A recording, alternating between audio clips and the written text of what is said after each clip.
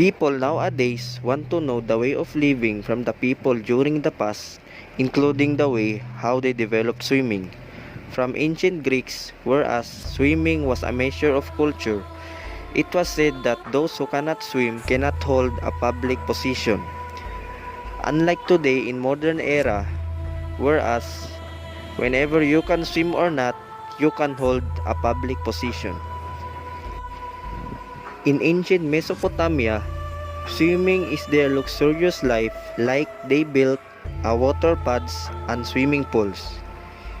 It is stated when several relics were dug out from royal tombs from 1200 BC, which represented the swimming trainings of Assyrian warriors. Swimming was an integral combat training of the Assyrians, as well as young people in Israel receive obligatory swimming lessons. In Egypt, swimming developed by a high standard body culture, which was connected to water in many ways. Swimming and bathing in the Nile was also part of their religious obligations. The ancient Egyptians know a number of swimming styles, including freestyle, backstroke, and the breaststroke. The rest of the people with less records in their bath culture, but at least we know that the Germanic people use swimming as tactical exercise. The Icelandic folklore also reports a number of swimming deeds, which allowed that both of men and women were excellent swimmers. In Japan, had an important role of training of the samurai.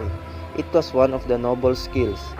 According to the historical records, the first known swimming competition was held in an isolated island during the 36 BC, organized by Emperor Sugi in the remote India. The ancient records of swimming can also be found. One of the first pool used for swimming is located here in Mohenjo-daro, dating back to 2800 BC and measuring 30 times 60 meters. Within the military case, it was mandatory to learn how to swim and fight in water. In China, where body culture flourished under the reign of the Third Dynasty, the Zhou Dynasty, historians account swimming across rivers. Of course, here as well, swimming was part of the military training.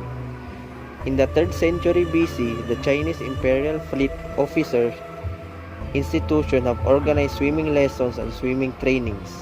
Not everyone was known to be a good swimmer in the ancient world. Alexander the Great, for example, could not swim. Just a Persian warrior did not know the mysteries of water. They were not allowed to learn how to swim for religious reasons, because they were not allowed to defile the holy water by entering it. The lack of swimming ability caused the demise of many of them. In the Battle of Salamis in 480 BC, the Persians were heavily defeated by the Greeks. The Persian ships were sunk by the Greeks, who due to their lack of swimming ability could not escape the nearby island of Salamis, and therefore most of them got killed in the sea. The evolution of world records in competitive swimming. The International Swimming Federation was founded only after the Olympic Games in 1908 in London, but the first world record in swimming has already been recorded earlier. In the first task of FINA was the post factum verification of the performance. Upon the review of the swimming world records, a lot of interesting data can be observed. For example, most of the world's records are freestyle. Most of the men's world records are in the event of 100-meter breaststroke, while most of the women's world record are 200-meter breaststroke.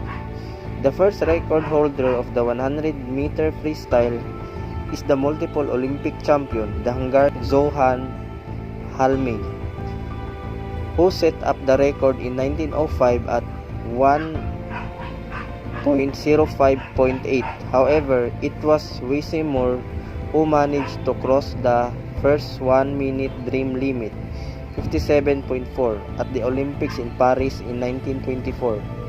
At the beginning of competitive swimming, distance were measured in yards.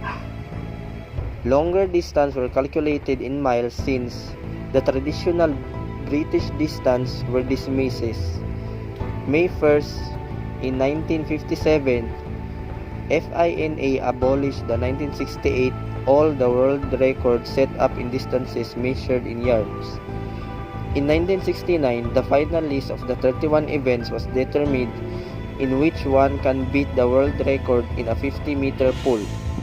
In 1972, the registration of the world records of the nearest 100 was introduced, the change in the rules of the certain event, and the development of swimming technique promoted the new world records.